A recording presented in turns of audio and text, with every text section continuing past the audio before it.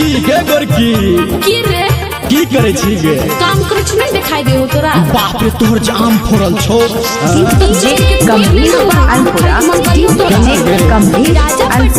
ननौर बाजार मां Gayatri recording studio.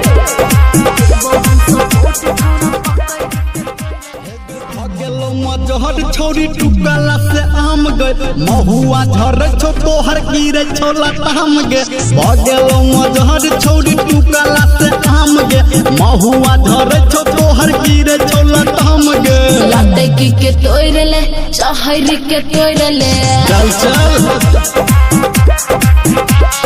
देवो हम सपोर्ट छौरा पकड़ के तोड़ ले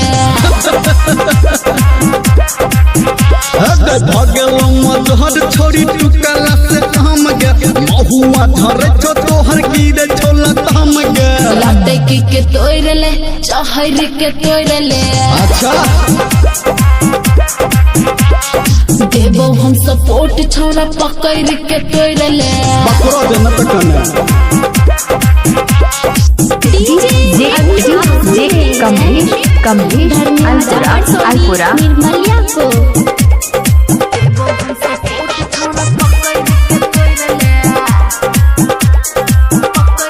सरही कलकतिया खट्टा लागे छो बम्बई की सुन भोग छोरी मीठा लागे छो सरही कलकतिया खट्टा लागे छो बम्बई की सुन भोग छोरी मीठा लागे छो लाते की के तोड़ ले चाहरी के तोड़ ले अखने देवो हम सपोर्ट छौरा पकड़ के तोड़ ले भगेलो मजहर छोरी टुकला से आम गे महुआ झर छो तोहर गिरे छो लताम गे लाते की के तोड़ ले चाहरी के तोड़ ले से चढ़िए देवो हम सपोर्ट छौरा पकड़ के तोड़ ले तोहर ना बोल तब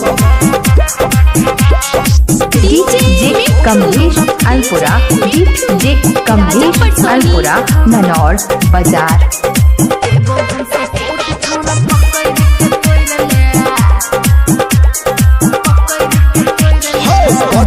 महर छौगे आम के गाछी कले ओकर बाही अखन सुने के बाची बड़ महर छौ तोहर आम के गाछी कले ओकर बाही अखन सुन के बाची लाते की के तोड़ ले चाहरी के तोड़ ले चल जाइए